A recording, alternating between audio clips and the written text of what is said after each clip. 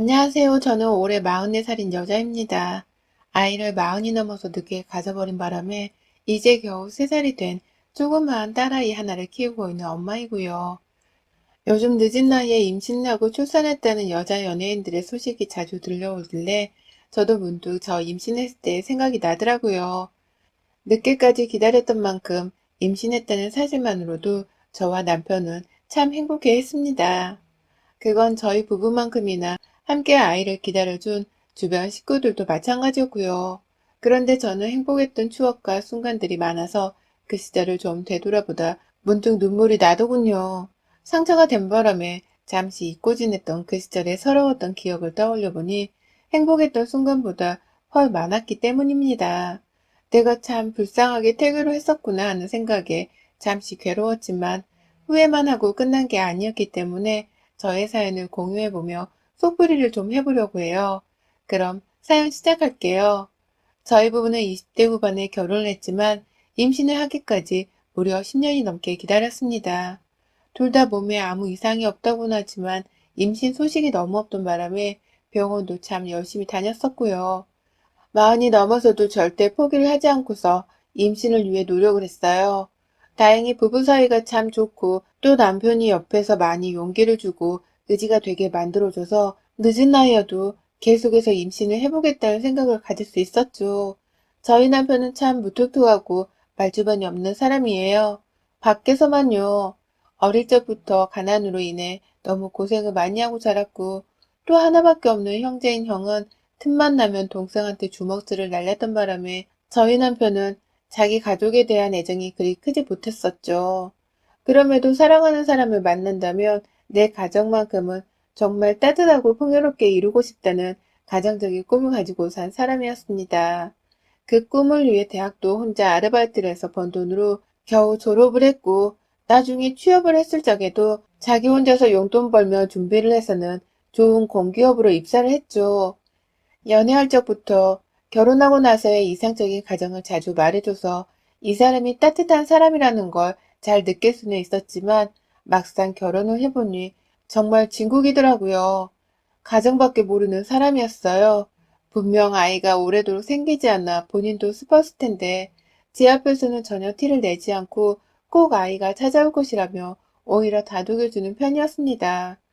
하지만 이상적이고 따뜻한 남편이 옆에 있더라도 저는 그리 마음을 편히 먹을 수가 없었어요. 현실적인 문제들로 인해서 말이죠. 나이는 먹어가고 아이 소식은 전혀 들려오질 않는데 옆에서 시어머니는 그렇게 저희 집 자녀 문제를 가지고 열띤 토론을 대신 펼쳐주시며 잔소리를 하곤 하셨어요. 그 나이에도 아이 소식이 없으면 불임이나 다름없는데 왜 병원은 불임이라고 명확히 판정을 내주지 않냐면서 병원 욕을 하기도 하셨고 저희 부부 대신 자녀 입양 문제부터 시험관 시술 문제 등 여러 시나리오를 짜며 어떻게든 곁에 아이를 두게 하려고 잊을만 하면 연락을 해오셨습니다. 자기 부모에게는 월 30만 원씩 용돈을 주는 것만으로도 자식돌이를 잘하고 있다고 생각을 했던 남편은 늘 시어머니의 연락을 중간에서 차단해주고 막기 위해 애를 썼는데요. 그것도 역부족이었어요. 겨우 대학 하나 스스로 다닌 걸로 자식놈이 엄마 말을 안 듣는다며 시어머니는 오히려 남편에게 욕을 퍼부으며 혼을 내기도 하셨거든요. 마누라한테 꼬여 넘어가서는 애가 없는 문제를 별것 아니라는 듯 행동하고 산다며 철없고 모자란 아들이라고 속 터진다는 소리를 뱉어내기도 하셨고요. 바로 옆에서 시어머니가 이런 말씀을 아무렇지 않게 뱉어내며 저희 부부에게 상처를 주신 바람에 참 힘든 날이 많았습니다. 우리도 아이를 너무 가지고 싶은데 뜻대로 되지 않던 그 상황이 분명 힘들었거든요. 그런데 옆에서 아주버님네는 벌써 아들 둘을 낳아 다복히 가정을 이루고 있었고 시어머니는 점점 저희 부부를 욕하시던 것을 넘어 옆에 있는 아주버님네랑 비교를 하기 시작하신 바람에 날이 갈수록 저희 부부의 괴로움은 더해졌습니다. 형님의 애들이 커가는 걸 볼수록 저는 신경을 쓰고 싶지 않았는데도 시어머니 때문에 신경을 주기적으로 쓰고 살 수밖에 없었어요.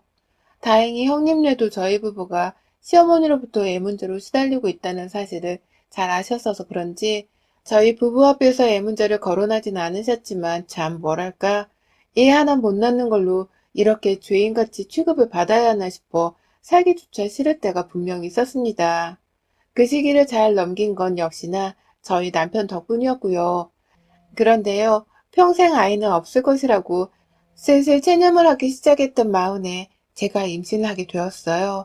그것도 옆에서 아들 둘을 낳아 잘 살고 계시던 형님네랑 같이 말입니다. 형님은 늦둥이를, 그리고 저는 첫 임신을 거의 비슷한 시기에 하게 된 것이었어요. 남편은 물론이고 시어머니까지 아주 경사가 났다며 난리가 났습니다. 아주버님네가 또 임신을 했다는 것에 대해서는 늦은 나이에 늦둥이를 가졌다며 난감하고 민망해 하시더니만 저희 부부가 첫 임신을 한 것에 대해선 드디어 아이가 찾아왔다며 뛰듯이 기뻐하셨죠. 주변에서 축하 소리를 너무 많이 들으신 바람에 처음 임신하고서는 정말 세상을 다 가진 듯 행복했었네요. 하지만 그 행복도 그리 오래가지 못했습니다. 제 뱃속의 아이가 딸이라는 성별을 판정받자마자 시어머니의 태도가 돌변했기 때문입니다. 그렇게 오매불망 기다리더니만 겨우 성별이 딸이라는 이유로 제 뱃속 아기에 대한 관심과 애정을 또 끊어버리신 시어머니는 비슷한 시기에 아들이라 밝혀진 형님의 뱃속 아기에 온 정을 쏟기 시작하셨어요. 너무하다 싶을 정도로 매정하고 무서운 분이시더라고요. 저희 시댁이 잘 사는 편도 아니고 남편과 아주버님은 어릴 적부터 돈독하게 지내오던 형제 사이도 아니었기 때문에 저희 부부는 시댁 식구들이랑 자주 만날 일이 없었습니다. 명절에 조그마한 그 집 안에서 같이 제사를 지내는 것 말고 딱히 서로 먼저 얼굴을 보려 하는 편도 아니었죠. 하지만 시어머니는 며느리들의 고령 임신을 핑계로 그렇게 저희 두 사람을 함께 시댁에 불러내는 일이 많았죠. 처음엔 저희 시어머니가 임신 사실에 기쁘신 나머지 자꾸만 불러 좋은 음식을 먹여주고 싶은 마음에서 비롯된 것이라 생각했습니다.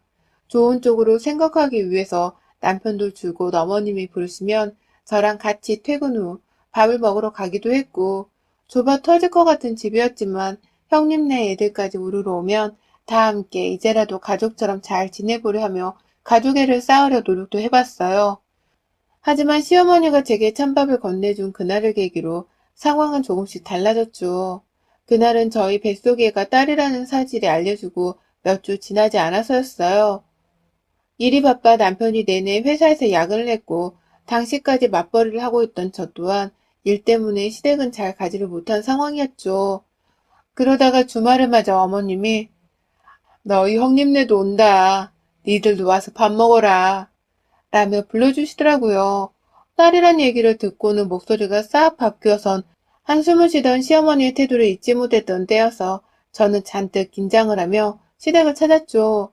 그런데 밥을 차려주시는데 부엌 한켠에 이미 공깃밥 안에 담긴 밥 한 공기가 있더라고요. 아직 밥솥은 취사 중이었는데 말이죠. 찬밥인가 보다 싶어서 그러려니 했는데 나중에 밥을 다 퍼줄 때 시어머니가 그 찬밥이 담긴 밥그릇을 제게 떡하니 가져다 주시더라고요. 전 순간 제가 잘못 받은 줄 알았습니다. 유일하게 김이 올라오지 않은 식은 밥그릇을 보고 남편은 바로 이거 찬밥인데? 라며 시어머니께 물었어요.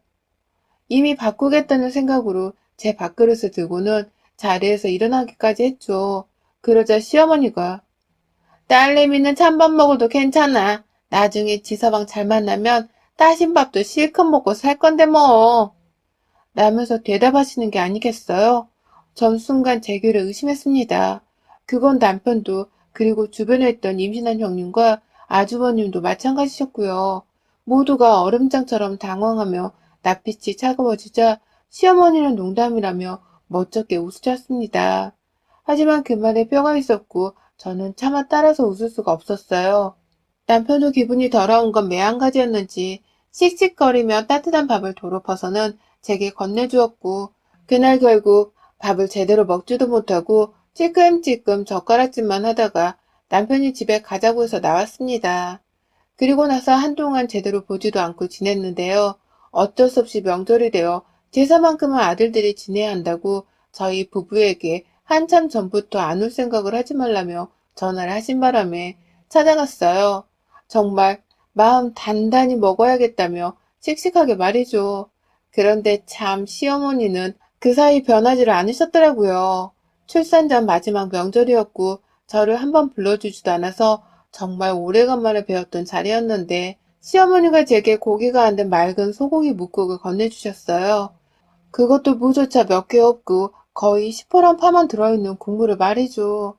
제사 다 지내고 받아든 그 국에 저는 또 이런다며 빈정이 퍽 상해버렸고 멋모르고 침묵한 채로 저를 챙기며 밥을 잘 먹고 있던 남편도 순간 제 구간을 보더니만 시선을 떼지 못하더라고요. 한참 그 국을 들여다보다가 옆에 계시던 형님의 국그릇을 확인하던 남편은 형님 그릇엔 무보다 소고기가 가득히 들어있는 것을 보고는 숨을 거칠게 몰아주기 시작했어요. 그러더니만 이내 시어머니를 째려보기 시작하더니 아씨, 진짜 더러워서 못 먹어주겠네. 이럴 거면 부르지 말라고. 라며 밥상을 걷어차곤 자리에서 일어났죠. 졸지의 명절날 밥상머리는 난장판이 되었고 남편은 시아버지와 아버님의 만류에도 불구하고 저를 데리고 시댁을 나왔습니다. 제사고 뭐고 알아서 잘 지내고 살아.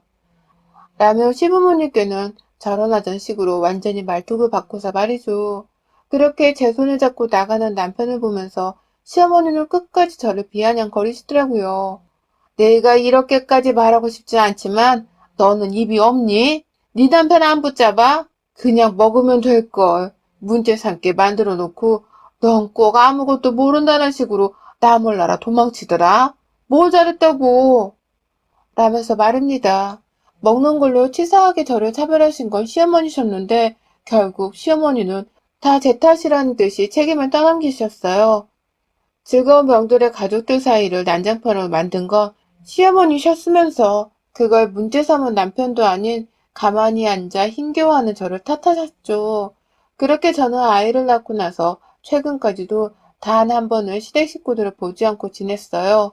보고 싶지도 않았고 내 아이를 굳이 보여줄 마음도 없었습니다.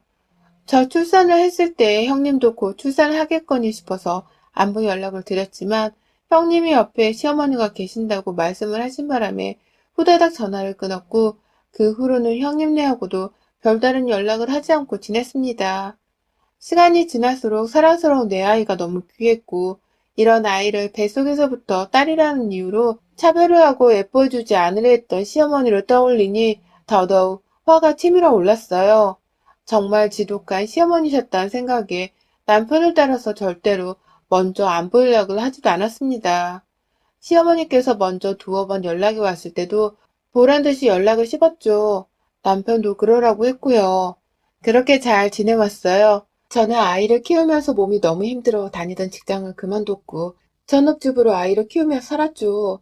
그런데 아주 갑작스럽게 형님으로부터 연락이 왔습니다. 글쎄, 시어머니가 그간 코로나에 걸리셨다는 겁니다. 얘기를 들어보니 형님네도 그닥 시어머니와 자주 왕래가 없었던 것 같아요.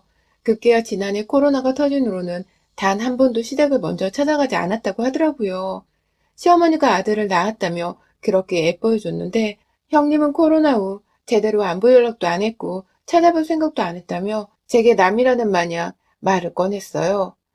시어머니 말이야. 우리 남편 말을 들어보니 코로나 걸려서 지금 병원이라고 하더라고. 다행히 상태는 좋아서 곧 퇴원하고 집으로 가신다는데 나 솔직히 그간 시어머니는 거의 모른 척하고 살았거든. 동서네가 시댁의 발길을 끊고 나서부터 유난스러울 정도로 시어머니가 우리 집에 기대고 또 얹혀 살려 하는데 행동을 하길래 내가 딱 끊어버렸거든.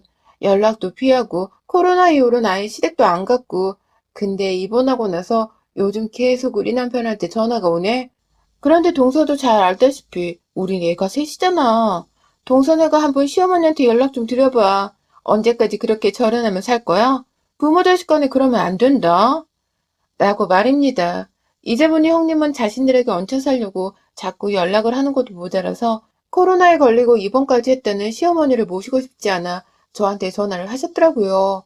저 출산하고서 먼저 연락도 없으셨던 분이 이제 와서 부모 자식 간에 싸우면 안 된다는 훈계질을 하면서 남편과 시어머니를 다시 화해시키라는 말을 하면서 말입니다. 절대로 본인이 입원한 시어머니를 모실 생각도 그리고 퇴원해서 간병할 생각도 없다며 이제 와서는 저한테 며느리 짓을 하라고 슬쩍 부탁을 하시는데 정말 황당 그 자체더라고요. 나한테 찬밥을 주고 소고기는커녕 무도 몇 조각 없던 국물을 건네주던 시어머니께 이제 와서 며느리 짓을 하라고 하다니 형님이나 시어머니나 정말 이제 하나같이 인간성이 빵점에 가깝더라고요. 남편에게 이 사실을 모두 말하니 남편 또한 길길이 날뛰며 뭐 그런 염치 없는 사람이 다 있냐고 화를 냈습니다. 그렇게 큰 며느리라고 예뻐하고 아들 가졌다고 예뻐를 해줬는데 이제 와서 돌보기 귀찮으니 우리에게 부탁을 한다며 형님을 마구 욕했죠. 하지만 며느리인 형님이 무슨 죄겠나요. 중간에서 제대로 행실을 못하고 있던 아주버님의 잘못이 더 컸고 그것보다 우선 며느리를 차별했던 시어머니 죄가 가장 컸죠. 하지만 결국 시어머니는 저희 부부가 간병을 하게 되었습니다. 아주버님네가 그냥 무조건 시간이 없다며 시어머니와 저희 남편의 연락까지 차단해버리셨거든요. 졸지에 퇴원하신 시어머니가 집에 가 계셨는데 유행을 해드릴 자식이 저희 남편밖에 없게 되었죠. 저희 남편은 당연히 그런 시어머니의 처지를 못마땅해 하며 어쩔 수 없다는 듯이 억지로 먹을 것을 사놓으면서 식사라도 조금씩 챙겨드리려 했고요. 하지만 딱 거기까지였습니다. 남편은 시어머니가 저한테 어떻게 대하셨는지에 대해 아직 잊지를 못했던 건지 자신이 자기 엄마를 챙겨드려야 할 때마다 제게 미안하다는 말을 여러 차례 했어요. 하나뿐인 형마저도 모른 척을 하니 자기라도 깻잎을 챙겨드려야 한다며 죄책감을 느끼는 듯도 했고요. 하지만 저는 상관없었습니다. 이미 저는 저만의 복수를 제대로 하는 중이었거든요. 애가 없을 적에는 자식을 가지라고 잔소리를 해대더니만 딸을 가지니 이젠 딸 가진 며느리라면서 차별하고 애쁨주지 않았던 시어머니를 저는 제대로 복수를 하기 시작했죠. 남편이 집에 가 시어머니를 돌보기 시작한 지 2주쯤 지나고 나서부터는 제가 직접 시어머니를 돌보겠다고 자처하고 나섰습니다. 자진해서 나서기로 한 것이었죠. 저의 태도에 남편도 슬쩍 놀란 눈치였지만 저는 따뜻하게 잘 모셔보겠다며 까마득히 남편을 속이고 나섰고 그날부터 시어머니의 입안으로 들어가는 모든 음식은 제 손으로 만들어졌어요. 코로나에서 완치는 했으나 그 사이 몸이 좋지 않아지신 시어머니는 회복이 좀 더딘 건지 집안에서도 영 힘이 없으셨어요. 잠들고 난 후에는 제대로 일어나지도 못하셨고 시아버지가 말을 걸어도 못 알아듣겠다는 말씀도 몇 번 하셨다고 하더라고요. 시아버지조차 나이가 있으셨기 때문에 그리고 평소 살림 같은 것은 전혀 손에도 안 대고 사셨던 가부장적인 분이셨는지라 집안에 요리를 할 수 있는 사람이 정말 아무도 없었거든요. 제가 아주 보란 듯이 첫날은 소고기 뭇국을 끓여냈어요. 일부러 딱 1인분보다 조금 안 되는 양의 소고기를 풀어서는 만든 뭇국을 식탁 위에 올렸는데요. 모든 소고기는 죄다 시아버지 국물 안에 들어가 있었고 시어머니께는 딱 팥조가리 몇 개가 올려져 있는 국물을 내어드렸습니다. 순간 시아버지의 국물과 자신의 국물을 번갈아 쳐다보던 시어머니가 그 힘없는 와중에도 옛날 성격이 올라오는지 저를 확 째려보시더라고요. 하지만 저는 모른 척했어요. 그렇게 예뻐하던 형님과 아주버님은 모른 척하고 저희 남편은 일이 더 급하다며 또 모른 척하고 어머니 팔자도 참 기구하네요. 그렇게 아들 우대를 하시더니만 저는 아들 안 낳아서 천만 다행이지 뭐예요. 라는 말을 꺼내며 시어머니 앞에서 보란듯이 껄껄대며 웃기도 했습니다. 시아버지께 애교 많은 우리 딸 사진을 자랑하면서도 시어머니께는 일부러 사진을 보여주지도 않고 보여줄 생각도 하지 않았죠. 그뿐만 아니라 시어머니가 제게 하셨던 짓거리랑 똑같이 했습니다. 일부러 집안에 찬밥을 먹이기 위해서 저희 집에서까지 먹다 남은 찬밥을 바리바리 싸가서는 시어머니한테 보란듯이 드렸어요. 그 옆에 김이 모락모락 나는 시아버지의 밥그릇을 공손히 놓아드리면서 말이죠. 셀 수도 없이 많은 식사 때마다 시어머니께는 제대로 된 고기 한 점 드리지 않으면서 그나마 성질머리가 유하셨던 시아버지께만 고기를 몰아드렸습니다. 누가 치사하다고 할지라도 전 상관없었어요. 먹는 걸로 먼저 차별하고 절 서럽게 만든 건 다름 아닌 저희 시어머니셨으니까요. 임신 중에 가뜩이나 호르몬 수치로 감정이 오락가락 하는데 그런 저를 매번 우울하게 만들었던 시어머니께 이 정도 복수는 아주 약가로 여겼네요. 그런데 그 복수가 효과가 있었습니다. 시어머니께서 제가 점점 차려주는 차별적인 밥상에 익숙해진 듯 굴기 시작했어요. 처음엔 자기도 기분이 나빴는지 저를 째려보기도 하고 그냥 밥 먹기가 싫다면서 수저를 딱 놓고는 방 안으로 들어가더니만 제가 밥을 굶던 말던 신경도 쓰지 않은 채 남긴 음식을 모조리 다 버려버리니 언젠가부터 자기 배가 고프다면서 꾸역꾸역 나와서는 제가 주는 대로 밥을 잘 드시대요. 한 달이 넘도록 말입니다. 그리고는 급기야 제가 간장으로 맵지 않은 제육볶음을 만들었다가 시어머니께는 온갖 야채들만 들어있는 제육볶음을 건네드렸더니 시어머니가 글쎄 울어버리고야 마셨습니다. 고기가 잔뜩 들어있는 제육볶음이 든 시아버지 쪽 그릇을 보고는 갑자기 밥만 씹더니 야채만 잔뜩 올려 입에 넣었다가 엉엉 우시더라고요. 말 그대로 엉엉 말입니다. 내가 지은 죄가 많아서 자식들이라고 둘뿐인데 하나는 나 몰라라 하고 하나는 일이 먼저라고 남의 집 딸 자식을 보내서는 내가 지은 죄가 많아서 이렇다. 다 내 죄다. 라면서 밥상에 머리를 숙이고는 통곡을 하기까지 하는데 그 순간 얼마나 속으로 희열을 느꼈는지 모릅니다. 드디어 저 노인네가 지난날에 나에게 했던 짓들에 대해 부끄러워하고 반성을 하는구나 싶어서 말입니다. 그 오랜 세월을 임신 준비하면서 그리고 임신을 하고 나서까지도 찬밥 신세를 당했었는데 이제야 노인네가 되어 더 나이든 시어머니께 제 응어리를 풀 수 있게 되어 너무 기뻤네요. 제가 저도 모르게 우는 시어머니 앞에서 참나 하며 헛웃음을 지으며 얼척이 없다는 듯 싹수 없는 표정을 보였더니만 시어머니께서도 저의 속마음을 꿰뚫어 보셨는지 더는 말을 못하신 채 그저 미안하다 며느라 내가 정말 미안하다 라고만 사과를 하셨고요. 급기야 같이 미안하긴 하셨는지 옆에서 시아버지가 고개를 푹 숙인 채 고기 반찬을 한 점 주워 먹으며 꼭꼭 씹고 계신 모습을 보더니만 저에게 나 진짜 고기가 너무 먹고 싶다. 며느라 나도 고기 좀 줘라.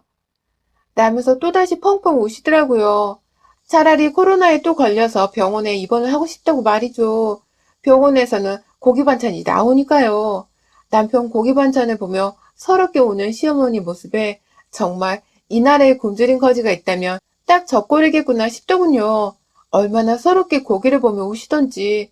제가 오죽했으면 시아버지께 양해를 구하고서 그릇 안에 들어가 있던 고기 한 점을 시어머니 찬밥 위에 올려다 드렸을까요?